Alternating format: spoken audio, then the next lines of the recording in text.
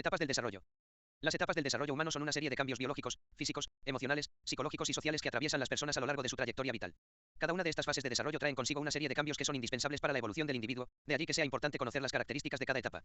Las etapas del desarrollo humano son una serie de cambios biológicos, físicos, emocionales, psicológicos y sociales que atraviesan las personas a lo largo de su trayectoria vital. El ciclo de vida de una persona idealmente implica 7 etapas de desarrollo humano. Fase prenatal o embarazo. Infancia. Niñez. Adolescencia o pubertad. Juventud. Adultez. Ancianidad o vejez. Etapa preescolar. Comprende de los 2 a los 5 años. Buscan su autonomía, aunque les gusta saber que hay un adulto cerca por si acaso. Su interés por el mundo que les rodea crece al ritmo de sus nuevas adquisiciones comunicativas y motrices. A veces preguntan por el simple hecho de preguntar, aunque sepan ya la respuesta o no les interese. Es la edad de ir al parque y echar la tarde allí con ellos. Es un plan sencillo, al alcance de todos y que combina actividad física e interacción social con otros niños. El juego pasa de ser solitario o al lado de otros niños, 2 años, a paralelo, 3 años, y finalmente a cooperativo, 4 años. No es preciso buscarle amigos. Los juegos a esta edad pueden desarrollarse con grupos recién constituidos, aunque también pueden manifestar preferencia por 2 o más niños. Los padres deben supervisar para evitar accidentes y que los conflictos que surjan entre ellos no pasen a mayores, pero dejando que intenten resolverlos ellos primero. Lenguaje. El desarrollo del lenguaje a esta edad es muy importante y va a ser una pieza clave en el proceso de aprendizaje de años futuros. A medida que progresa el lenguaje van disminuyendo las rabietas. Hay que hablarles con lenguaje de adulto, sin imitar las palabras que ellos dicen mal. Aunque hay mucha variación de unos niños a otros, de manera orientativa el vocabulario está en torno a 50 palabras a los 2 años, 300.000 palabras a los 3 años, 1500 a los 4 y unas 2000 a los 5. Si pronuncian mal repetiremos nosotros la palabra dentro de la frase para que lo vayan corrigiendo, pero sin exigirles repetirla continuamente ya que podemos crearles un bloqueo y que no quieran hablar tanto porque lo van a hacer mal. Es normal que les cueste pronunciar la R y la S. Si el vocabulario es muy escaso para la edad, el niño no intenta comunicarse con los demás o los padres no entienden el lenguaje del niño, se debe consultar al pediatra. Juegos, límites y autonomía. Juegos. A estas edades debemos potenciar la motricidad gruesa, parque, paseos, bicicleta con barras sin pedales, natación, y fina, colorear, recortar, puzzles, plastilina, piezas de construcción adecuadas a su edad, la imaginación y el lenguaje, cuentos, canciones, adivinanzas, disfraces, juego imitativo y creativo. Límites. Los niños necesitan límites y nuestro deber es ponerlos. A esta edad, pocos y claros. No sirve de nada una lista interminable que ni ellos van a asumir ni nosotros podremos hacer cumplir. Muchos de estos límites están relacionados con su seguridad PJ. Cruzar la calle de la mano de un adulto, no meterse en el agua, piscina, mar, río, bañera, sin avisar a un adulto, no irse con extraños. Los límites deben ser consistentes, no pueden variar en función de nuestro cansancio, y consensuados entre ambos progenitores. No hay que contradecir al otro delante del niño. Es mejor comentarlo aparte. A esta edad también es bueno inculcar hábitos supervisados, lavado de dientes, ducharse, lavarse las manos antes de comer, recoger los juguetes, y normas de urbanidad, saludar y despedirse, decir por favor y gracias, no interrumpir cuando otros hablan. Es bueno hacer juntos el mayor número de comidas posibles para enseñar con el ejemplo, favorece la comunicación familiar, se prueban nuevos alimentos, se aprende a usar los cubiertos y los buenos modales en la mesa y se previenen los trastornos de la conducta alimentaria. Hay que sembrar para poder recoger. Autonomía. Ellos quieren hacerlo solos y lo que no conlleve peligro, deben hacerlo, al menos, intentarlo. Eso incluye vestirse, con complejidad progresiva hasta hacerlo solo salvo los botones difíciles y los cordones de los zapatos, comer, pueden usar perfectamente la cuchara y el tenedor, lavarse las manos y los dientes, ayudar en pequeñas tareas de casa como ordenar sus juguetes, sacar la ropa de la lavadora, dar las pinzas cuando se tiende la ropa, emparejar calcetines. Es importante fomentar su autonomía porque así, por ejemplo, desarrollamos la motricidad fina en las manos, necesaria para actividades como escribir, recortar con tijeras, adquieren responsabilidad y aumentamos su autoestima al dejar de tratarlos como bebés. Desarrollo en etapa preescolar. Las destrezas que el niño ha adquirido a los 2 años de edad le permiten desempeñar un papel mucho más activo, siente gran curiosidad por el mundo que lo rodea y lo explora con entusiasmo, busca ser autosuficiente e independiente. La etapa preescolar se inicia alrededor de los 2 años, con el surgimiento de la marcha y el lenguaje así como el control de esfínteres, y se prolonga hasta los 5 o 6 años. Las tareas principales en esta etapa son: dominio de habilidades neuromusculares, inicio de la socialización, logro de la autonomía temprana, inicio de la tipificación sexual, desarrollo del sentimiento de iniciativa. La creciente facilidad que el preescolar adquiere para manejar el lenguaje y las ideas le permite formar su propia visión del mundo, a menudo sorprendiendo a los que lo rodean, desarrolla su capacidad para utilizar símbolos en pensamientos y acciones y comienza a manejar conceptos como edad, tiempo, espacio. Sin embargo, aún no logra separar completamente lo real de lo irreal, y su lenguaje es básicamente egocéntrico. Piaget, 1896 a 1980, famoso por sus aportes al estudio de la infancia y por su teoría constructivista del desarrollo de la inteligencia y del desarrollo cognitivo, plantea que esta es la etapa del pensamiento preoperacional, es decir, la etapa en la cual se empiezan a utilizar los símbolos y el pensamiento se hace más flexible. La función simbólica se manifiesta a través del lenguaje, la imitación y el juego simbólico le cuesta aceptar el punto de vista de otra persona. Desarrollo cognitivo. En esta etapa, los niños comienzan a entender identidades, funciones y algunos aspectos de clases y relaciones, pero todo se ve limitado por el egocentrismo. Las principales características del desarrollo cognitivo en esta etapa pueden reunirse en: 1. Desarrollo de la función simbólica, es decir, de la capacidad para representar mentalmente imágenes visuales, auditivas o cinestésicas que tienen alguna semejanza con el objeto representativo. 2. Comprensión de identidades, comprensión de que ciertas cosas siguen siendo iguales aunque cambien de forma, tamaño o apariencia, el desarrollo y convencimiento de esto no es definitivo pero es progresivo. 3. Comprensión de funciones, el niño comienza a establecer relaciones básicas entre dos hechos de manera general y vaga, no con absoluta precisión. Esto apunta a que su mundo ya es más predecible y ordenado, pero aún existen características que hacen que el pensamiento preoperacional esté desprovisto de lógica. El niño demuestra que puede percibir características específicas como color, forma y tamaño y comprende el concepto general de la categorización. La capacidad verbal juega aquí un rol muy importante para que el niño pueda calificar lo que percibe. Los preescolares recuerdan, procesan información, en general se dice que su capacidad de reconocimiento es buena y su recuerdo es pobre pero ambos mejoran entre los 2 y los 5 años. Los niños absorben valores y actitudes de la cultura en la que los educan, van viviendo un proceso de identificación con otras personas, es un aprendizaje emocional y profundo que va más allá de la observación y la imitación de un modelo, generalmente con el padre del mismo sexo, y se produce así en estos años, un proceso de tipificación sexual en el cual los niños van captando mensajes de la sociedad acerca de cómo se deben diferenciar niños y niñas. Los niños son recompensados por comportamientos de estereotipos del género, masculino o femenino, al que pertenecen, que los padres creen apropiados, y son castigados por comportamientos inapropiados. Al mismo tiempo que el niño va aprendiendo a través de la obediencia y el castigo, aprende a evaluar de acuerdo a las consecuencias y va formando sus primeros criterios morales. El niño en preescolar, desarrollo cognitivo. Al ser fácil para el preescolar poder manejar el lenguaje y las ideas, le permite formar su propia visión del mundo, sorprende a los demás. Desarrolla la capacidad para utilizar símbolos en pensamientos y acciones, y maneja conceptos como edad, tiempo, espacio. Pero no logra separar completamente lo real de lo irreal y genera un lenguaje básicamente egocéntrico. En esta parte todavía le cuesta aceptar el punto de vista de otra persona. Uno de los que estudió el desarrollo cognitivo fue Piaget, quien plantea que esta etapa es la etapa del pensamiento preoperacional, es decir, donde se empiezan a utilizar símbolos y pensamiento más flexible. La función simbólica se manifiesta a través del lenguaje, la imitación diferida y el juego simbólico. En esta etapa, los niños comienzan a entender identidades, funciones y algunos aspectos de clases y relaciones, pero todo se ve limitado por el egocentrismo. Las principales características del desarrollo cognitivo en esta etapa pueden reunirse en 1. Desarrollo de la función simbólica, la capacidad para representar mentalmente imágenes visuales, auditivas o cinestésicas que tienen semejanza con el objeto representativo. 2. Comprensión de identidades, comprensión de que ciertas cosas siguen siendo iguales aunque cambien de forma, tamaño o apariencia. El desarrollo y convencimiento de esto no es definitivo pero es progresivo. 3. Comprensión de funciones. El niño comienza a establecer relaciones básicas entre dos hechos de manera general y vaga, no con absoluta precisión. Esto apunta a que su mundo ya es más predecible y ordenado, pero aún existen características que hacen que el pensamiento preoperacional está desprovisto de lógica. 4. Centraje. El niño se centra en un aspecto de la situación, sin prestar atención a la importancia de otros aspectos. 5. Irreversibilidad. Si le preguntamos a un preescolar si tiene una hermana, puede decir sí. Si le preguntamos si su hermana tiene un hermano, dirá no. 6. Acción más que abstracción. El niño aprende y piensa mediante un despliegue de secuencias de la realidad en su mente. 7. Razonamiento transductivo, ni deductivo, ni inductivo. Pasa de un específico a otro no específico, sin tener en cuenta lo general. Puede atribuir una relación de causa-efecto a dos sucesos no relacionados entre sí. Desarrollo del lenguaje. A los 3 años el niño promedio conoce y puede usar entre 900 y 1000 palabras, a los 6 años puede ocupar un vocabulario expresivo de 2600 palabras, gracias a la educación formal. El niño de 3 años utiliza pronombres y preposiciones apropiadamente. Oraciones de 3 palabras. Palabras en plural. El niño de 4 años comienza a entender las relaciones de tamaño. Sigue una orden de 3 pasos. Cuenta hasta 4. Nombra 4 colores. Disfruta rimas y juegos de palabras. El niño de 5 años muestra comprensión de los conceptos de tiempo. Cuenta hasta 10. Conoce el número del teléfono. Responde a preguntas de por qué. Puede presentar tartamudeo, pero es normal en el desarrollo del lenguaje en los niños pequeños entre los 3 y los 4 años de edad. Esto se produce dado que las ideas llegan a su mente más rápido de lo que el niño es capaz de expresar, en especial si el niño está estresado o excitado. Cuando el niño esté hablando, es recomendable prestarle atención total y oportuna, sin hacer comentarios sobre el tartamudeo.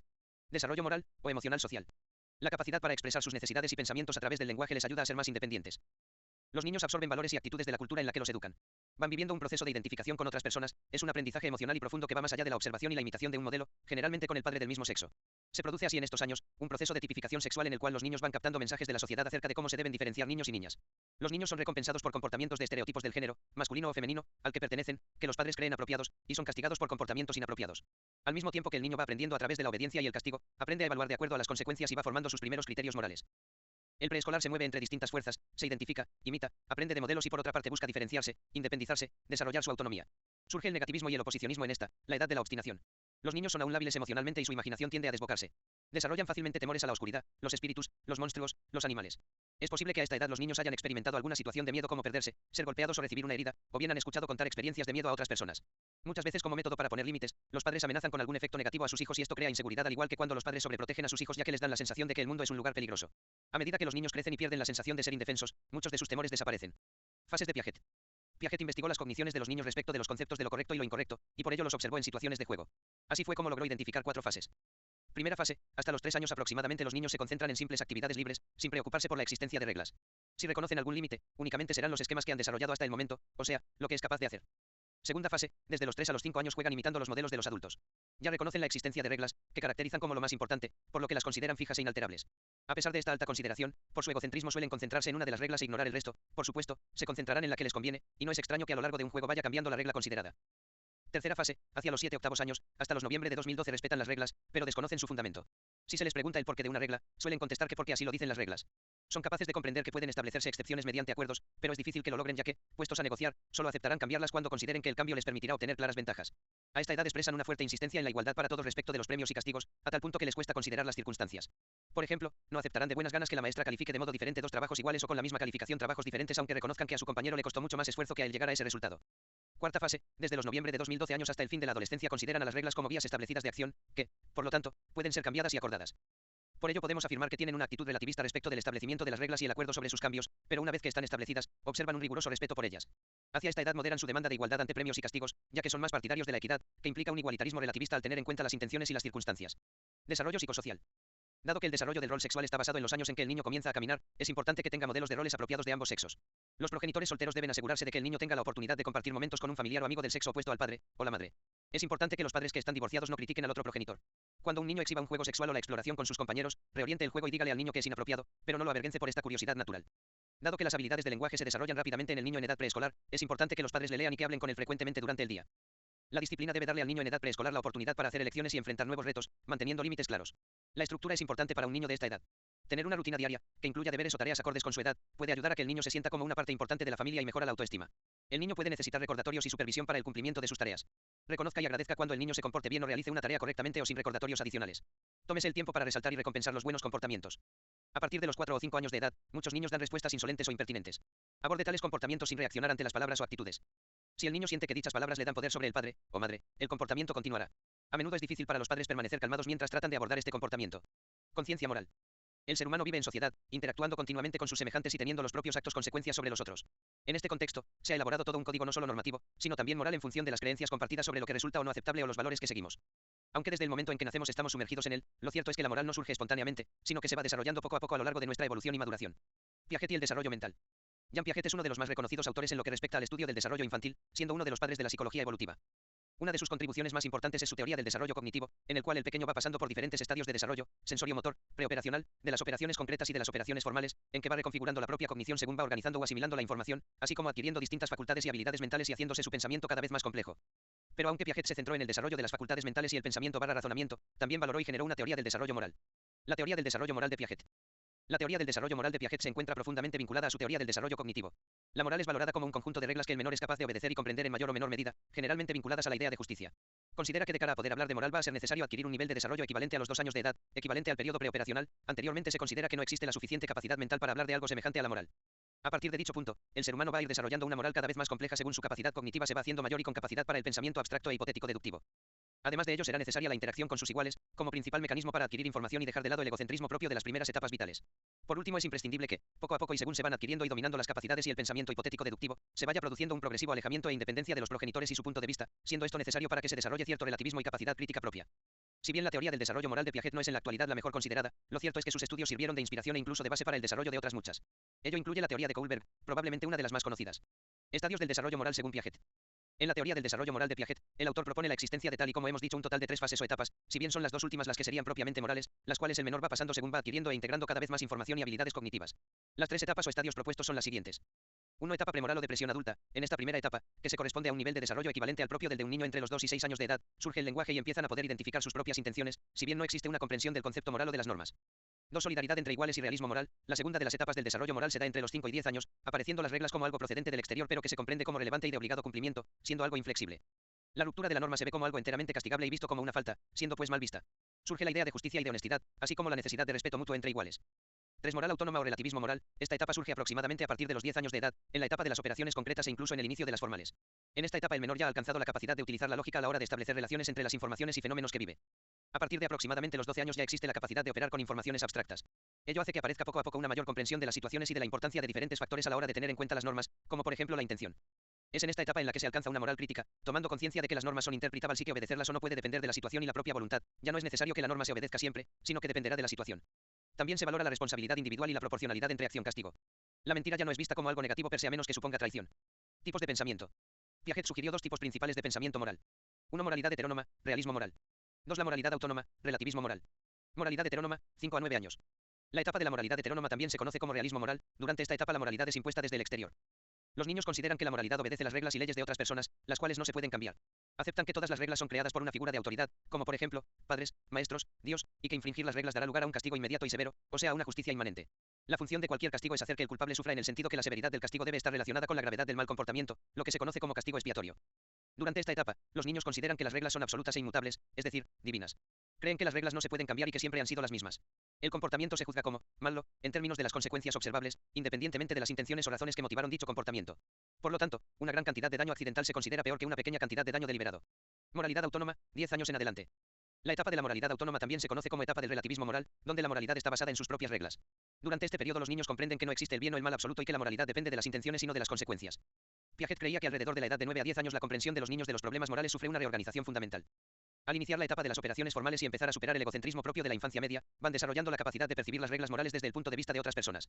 El niño puede descentralizarse para tener en cuenta las intenciones y las circunstancias de otras personas, además realizar juicios morales más independientes que en la etapa previa. Concepción de la mentira y el castigo desde la moral autónoma. Los puntos de vista de los niños sobre la mentira también cambian. La gravedad de una mentira se juzga en términos de traición a la confianza. Ahora reconocen que todas las mentiras no son iguales, por ejemplo, puedes decir una mentira piadosa para proteger los sentimientos de alguien. También reconocen que si alguien dice algo que sabe que no es cierto, ello no significa necesariamente que la otra persona esté mintiendo, ya que podría ser que cometieron un error o que se trate de una diferencia de opinión. En general, la mentira ahora se considera incorrecta no porque los adultos la castiguen, según lo consideran los niños más pequeños, sino porque es una traición a la confianza y socava la amistad y la cooperación. Con respecto al castigo, el énfasis ahora pasa de la retribución a la restitución, su propósito no es principalmente hacer sufrir a los culpables sino arreglar las cosas de nuevo. En otras palabras, el castigo debe estar dirigido a ayudar al infractor a comprender el daño que ha causado, de modo que no esté motivado para repetir la transgresión y siempre que sea posible, el castigo debe coincidir con el daño causado, por ejemplo, reparar un daño causado a un bien ajeno. Los niños en este periodo también reconocen que la justicia en la vida real es un sistema imperfecto. A veces los culpables se salvan de pagar por sus transgresiones y algunas veces los inocentes sufren injustamente. Para los niños más pequeños, el castigo colectivo se considera aceptable. Por ejemplo, no estarían en desacuerdo con que toda una clase sea castigada por el mal comportamiento de un solo niño. Los niños mayores, sin embargo, consideran incorrecto castigar a los inocentes por los malos actos de los culpables. En general, Piaget describe la moralidad del niño mayor como una moralidad autónoma, es decir, una moral sujeta a sus propios términos. El cambio se produce como resultado del desarrollo cognitivo general del niño, en parte debido al declive del egocentrismo y a la creciente importancia del grupo de pares. El grupo de referencia para las creencias morales de los niños se centra cada vez más en otros niños y las disputas entre iguales deben negociarse y llegar a compromisos. En lugar del respeto unilateral que los niños más pequeños deben a sus padres, una actitud de respeto mutuo rige las relaciones entre pares. Fin del módulo 3.